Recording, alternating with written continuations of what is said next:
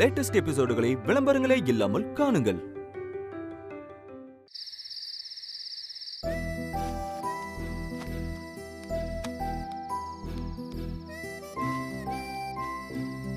டேய், இங்க என்னடா பண்ற? மாடியில தூங்க போறியா?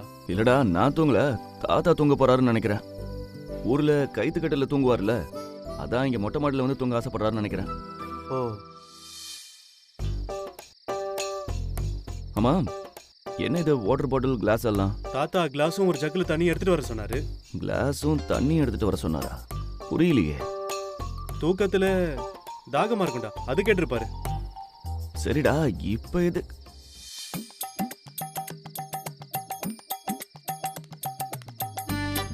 என்ன பண்றாரு? என்னப்பா இது? சிப்ஸ், வேர்க்கடலை, ஸ்நாக்ஸ்ல. எதுக்குப்பா ஸ்நாக்ஸ் எல்லாம்? உன் தாத்தா தான் வாங்கிட்டு வர சொன்னாரு. இது அவர் மொட்டை மாடியில தூங்குறதுக்கான செட்டப் மாதிரி தெரியலையே. எல்லாரும் தூங்குனதுக்கு அப்புறம் மாடியில பெட்ஷீட்டை விரிக்க சொல்லிட்டு, உன்னை தண்ணி கிளாஸ் எடுத்துட்டு வர சொல்லிட்டு, அப்பா அவ ஸ்நாக்ஸ் வாங்கிட்டு வர சொல்லியிருக்காரு. விஜய், தாத்தா வேற எதுக்கோ பிளான் பண்றாரு. இதுல நம்ம கலந்துக்கிட்டோம்னு வச்சுக்கோயேன், அம்மா நம்ம செருப்பாலே அடிப்பாங்க. வா, நம்ம உடனே இங்க இருந்து போலாம். ஆமா, நம்ம கிளம்பலாம்.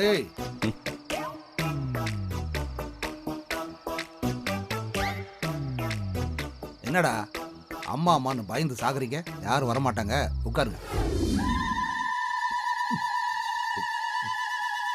நல்ல தாத்தா, நல்ல அப்பா, சூப்பர் குடும்பம். அப்பா சொல்றத கேளுங்க. அம்மாவுக்கு இதெல்லாம் உங்க அம்மா எனக்கு பிடிச்சத பண்றாளா? அப்பா, அம்மா எந்திரிச்சிட போறாங்க, கொஞ்சம் மெதுவா பேசுங்க. இத்தனை வருஷமா மெதுவா பேசி பேசி தானே இந்த குடும்பமே இந்த நிலைமையில இருக்கு. அப்படி சொல்ற என் மகனே. போச்சு போச்சு, இன்னைக்கு ஏதோ பெரிய சம்பவம் நடக்க போகுது. நடக்கட்டும்டா. மவனே, ஏண்டா அழுவுற நீ? தப்பு பண்ணிட்டப்பா, என்ன மன்னிச்சிருக்கப்பா.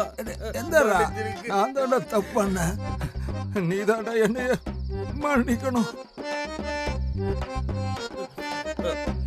என் உசுர கொடுத்தாவது சஞ்சய் கூட அந்த பிரீத்திய சேர்த்து வைப்பா. அப்பா, அப்பா என்ன பேசுறீங்க? Sorry, tongue slip ஆயிருச்சுடா.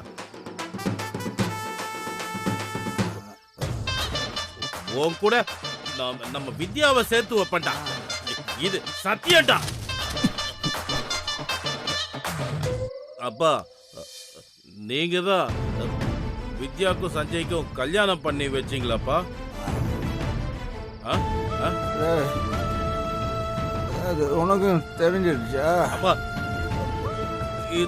இந்த ராஸ்கல் என்கிட்ட இப்பதான்ப்பா சொன்னா. முன்னாடியே சொல்லியிருந்தான்னா நான் வித்யாவை இவ்ளோ கஷ்டப்பட விட்டுருக்க மாட்டேன்ப்பா.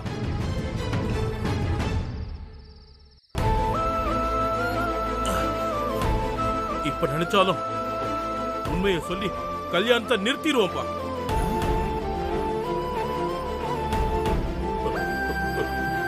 குடும்பம் அழிஞ்சு போயிடுமே, பொறுமையா இருக்கப்பா. அவசரப்படாதடா, பொறுமையா இருந்துதான் காரியத்தை சாதிக்கணும். வித்யா வீட்டுல இல்லாத நேரம் அந்த சத்யாவை கூட்டிட்டு வந்து இப்படி பிரச்சனை பண்ணிட்டு இருக்கீங்களே, இது உங்களுக்கே நல்லா இருக்கா தாத்தா? நல்லாதான், என்ன பண்றது? அம்மாவுக்கு வித்யாவோட அருமையை புரிய வைக்கணும்னா இந்த மாதிரி ஏதாவது செய்ய வேண்டியிருக்கு. இது பாரு தாத்தா, நீ இப்படிலாம் பண்றதால வித்யா மேல அம்மாவுக்கு கோவம் தான் வரும். உங்க அம்மா மட்டும் ஏன்டா அப்படி இருக்கிறா? வித்யா மாதிரி ஒரு நல்ல பொண்ண ஏன்டா வெறுக்கிறா? என்னால புரிஞ்சுக்கவே முடியலடா. இத்தனை வருஷமா அவ கூட வாழ்க்கை நடத்துற என்னாலேயே அவ ஏன் இப்படி இருக்கான்னு புரிஞ்சிக்க முடியலப்பா. நீங்க புரிஞ்சிக்க போறீங்களா? உங்களுக்கு புரியாதுப்பா. அவ ரொம்ப நல்லவப்பா, அதே மாதிரி ரொம்ப கெட்டவ. ஏண்டா இது ரெண்டுத்துக்கு நடுவுல மாட்டிக்கிட்டு நான் தவிச்சுக்கிட்டு இருக்கேன்ப்பா. என் நிலைமையாவது பரவாயில்ல. உங்க பேரனுங்க நிலைமை பயங்கர மோசம்ப்பா. அப்பா காலத்துக்கும் அவங்க அம்மா சொல்றதுக்கு தான் தலையாட்டிட்டு இருப்பானுங்க. இந்த மாதிரி தின்னுட்டு இருக்க வேண்டியதான். இத பாருங்க.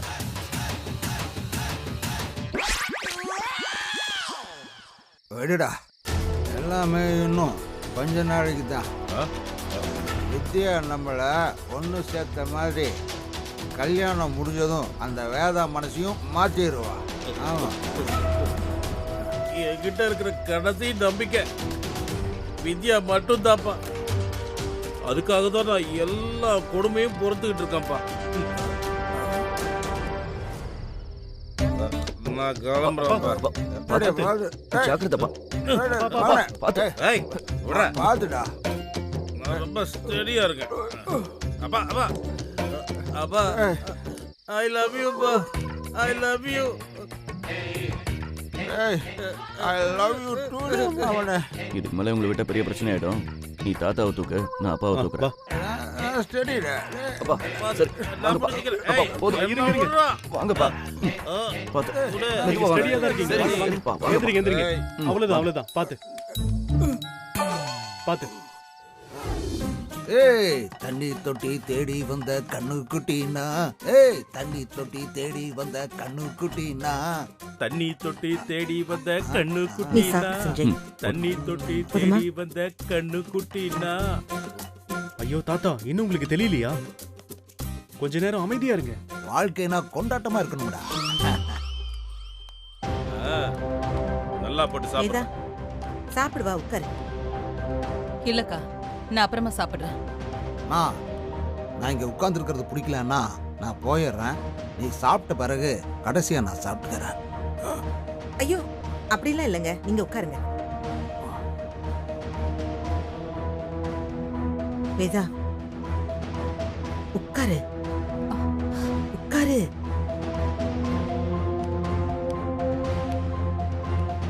விஜய், தாத்தாக்கு சாப்பாடு வை. வாமா பிரீத்தி, உட்கார். வா சுந்தரி. போதியா? சுந்தரி, நீயும் வந்து சாப்பிடு. பரவாயில்ல வேதா, நான் அப்புறமா சாப்பிட்டுக்கிறேன். நீங்க சாப்பிடுங்க.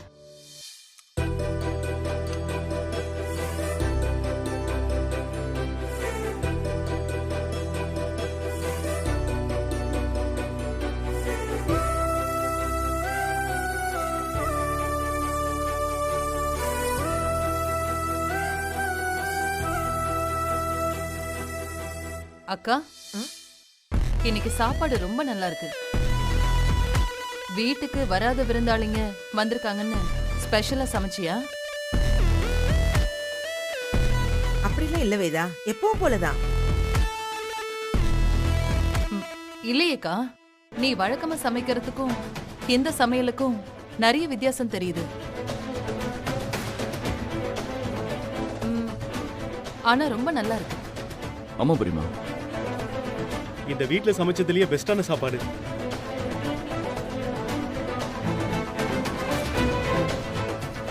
கொஞ்சம் சாம்பார் கொடுங்க.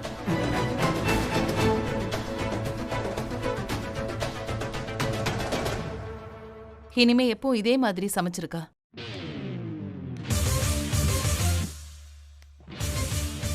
ஒன்னும் பிரச்சனை இல்ல மாமியாரே.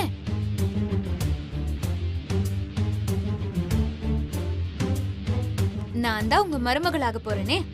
இனிமே பிடிச்சிருந்தாலும் பிடிக்கலனாலும் உங்களுக்கு இந்த சமையல் தான். என்ன வேதா பாக்குற? இப்ப நீ புகழ்ந்து பேசுனதெல்லாம் வித்யாவோட சமையலை தான். ஏன்னா அதான் சமைச்சிச்சு.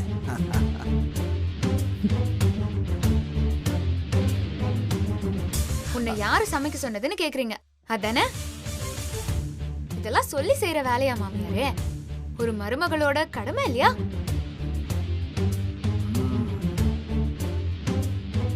கேட்காம செஞ்சாதான் அது கடமை, கேட்டு செஞ்சா அது வேலை.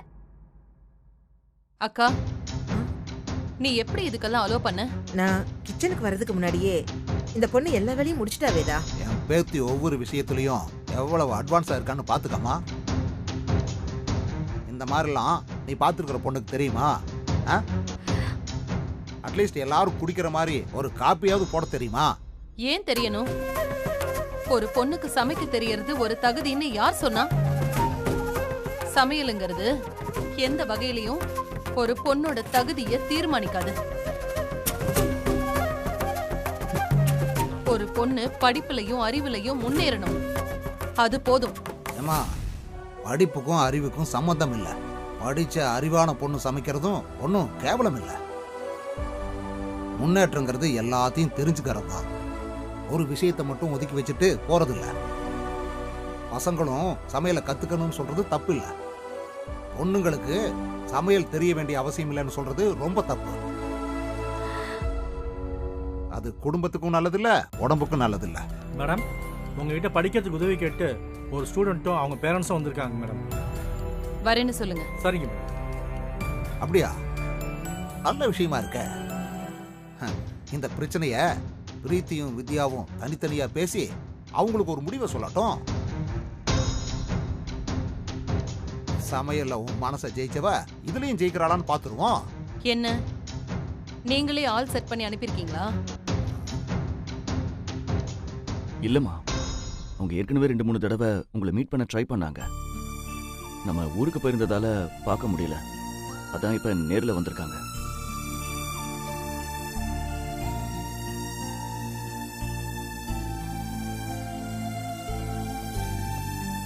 நான் மேடம் கிட்ட சொல்லிட்டேன், வரான்னு சொல்லி. ரொம்ப நன்றி சார். வெயிட் பண்ணுங்க. பிரீத்தி, நீயே அவங்க கிட்ட பேசு. Okay aunty.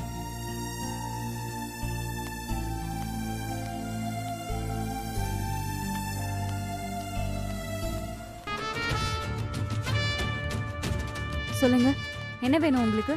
வேதாமா இல்லைங்களா? அவ என் மருமக தான். நீங்க உங்க பிரச்சனைய இவகிட்டயே சொல்லலாம். என் பேரு மாரியப்பன். இது என் பொண்ணு சந்திரா. +2ல 1100 மார்க் எடுத்திருக்கா. மேல படிக்க வைக்க எங்களுக்கு வசதி இல்லை. என் பையனுக்கு ரொம்ப உடம்பு முடியாம ஆஸ்பத்திரியில் வச்சிருக்கோம். நான் சம்பாதிக்கிற பணம் அவனுக்கே சரியா போயிடுதுங்கம்மா. படிப்பை எடுத்துடலான்னு பார்த்தா என் பொண்ணு தான் உங்ககிட்ட கூட்டிட்டு வந்தா. நீங்க உதவி பண்ணுவீங்கன்னு சொல்லி கூட்டிட்டு வந்தா.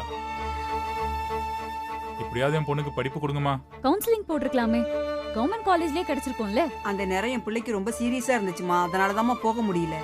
அப்போ மேனேஜ்மெண்ட்ல சீட் கேக்குறீங்க? ஆமாங்கம்மா. எந்த கோர்ஸ் வேணும்? BE civil. அதாங்கம்மா. 4 வருஷம் செமஸ்டர் ஃபீஸ், புக் ஃபீஸ், அது இதுன்னு எல்லாம் சேர்த்து 8 லட்சத்துக்கு மேல வரும்.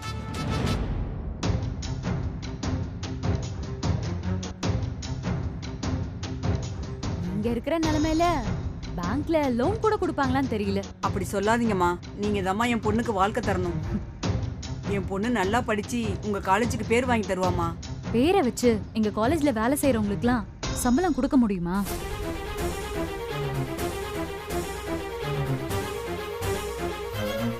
ஊர்ல உங்களை மாதிரி நல்லா படிச்சு வசதி இல்லாம இருக்க எத்தனையோ பேர் இருக்காங்க. அவங்களும் உங்களை மாதிரியே வந்து நின்னா நாங்க எப்படி காலேஜ் நடத்துறது? நாங்க பிரைவேட் காலேஜ் நடத்துறோங்க ஐயா. பணம் இல்லாம எங்களால ஒண்ணுமே பண்ண முடியாது. அப்படி சொல்லாதீங்கம்மா. இங்க பாருங்க ஐயா, ஒரு வருஷம் வீட்ல இருந்துட்டு மறுபடியும் கவுன்சிலிங் போக சொல்லுங்க. கவர்மெண்ட் காலேஜ்லயே சீட்டு கிடைச்சிரும். அம்மா, ஒரு வருஷம் என் பொண்ணு படிப்பு வீணா போயிருமா. குடும்ப சூழ்நிலைக்காக என் பொண்ணு கூலி வேலைக்கு போற நிலைமை வந்துருங்கம்மா. அதுக்கப்புறம் படிக்கிறது ரொம்ப கஷ்டமாயிடுமா. நீங்க தான் ஸ்ட்ராங்கா இருக்கணும். இதெல்லாம் ஒரு காரணமா சொல்லலாமா? ஐயா சொல்லுங்கம்மா. உங்க பொண்ணு படிப்புக்காகிற மொத்த செலவையும் நானே ஏத்துக்கிறேன்.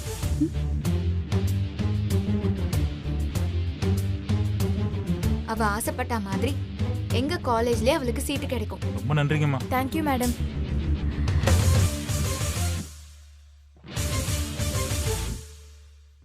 இந்த வருஷமே அவ படிக்க ஆரம்பிச்சிருவா. நல்லதுங்கம்மா. யாருனே தெரியல, இவ சொல்றதெல்லாம் எப்படி நடக்கும்னு பாக்குறீங்களா? அந்த காலேஜோட ஒரு பார்ட்னர் நான் சொன்னா அது நடக்கும். நீங்க நல்லா இருக்கணுமா. அதெல்லாம் வேணாம். இந்த உலகத்துல எல்லாருக்கும் இலவசமா கிடைக்க வேண்டியது படிப்பு மட்டும்தான். ஆனா அது ஒரு வியாபாரமா மட்டும் பாக்குறவங்களுக்கு அந்த படிப்பு எவ்வளவு முக்கியம், அது எவ்வளவு கஷ்டம்லாம் புரியாது. நீங்க நாளைக்கு காலேஜ்ல வந்து பாருங்க. சரிங்கம்மா. சரிங்க ரொம்ப மேடம். நன்றிங்கம்மா. Thanks madam. வாங்கம்மா. வாங்க. வேதா, படிச்ச பொண்ணு எடுக்கிற முடிவுக்கும் படிக்காத பொண்ணு எடுக்கிற முடிவுக்கும் என்ன வித்தியாசம் இப்ப தெரிஞ்சிட்டியா? இந்த பிரீத்தி கிட்ட ஏதாவது கம்பெனி கொடுத்து வேணா நடத்த சொல்லலாம். ஆனா காலேஜ் கொடுத்தா அதையும் ஒரு கம்பெனியா மாத்திடுவா. ஆண்டி, நான் தப்பா முடிவு எடுத்துட்டேனா? இலவசமா படிப்பு கொடுத்தா நாம எப்படி இன்ஸ்டிடியூட் நடத்துறது? என் இடத்துல நீங்க இருந்திருந்தாலும் இப்படிதானே முடிவு எடுத்திருப்பீங்க. இல்ல பிரீத்தி, அவங்கள நான் இவ்ளோ நேரம் பேச விட்டுருக்கவே மாட்டேன். உள்ள வந்த 2வது நிமிஷமே அவங்களுக்கு சீட் கொடுத்து அனுப்பியிருப்பேன்.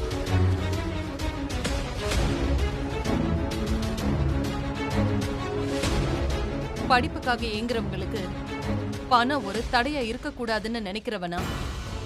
நாம பிரைவேட் இன்ஸ்டிடியூட் தான் நடத்துறோம், ஆனா நமக்குன்னு ஒரு எத்திக்ஸ் இருக்கு.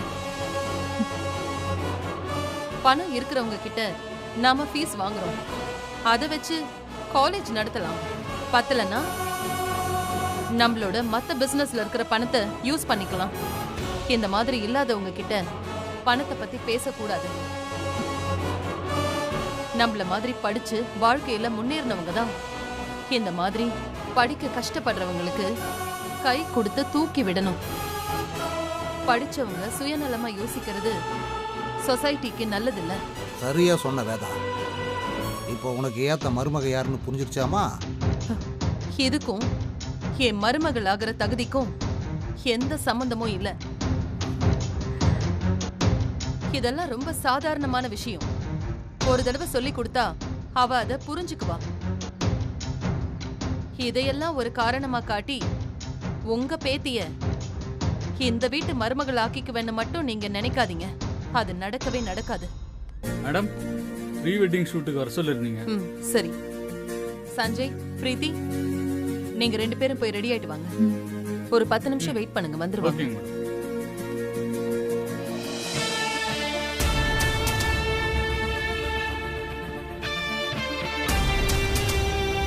தாத்தா, என்ன தாத்தா இப்படி ஆயிடுச்சு?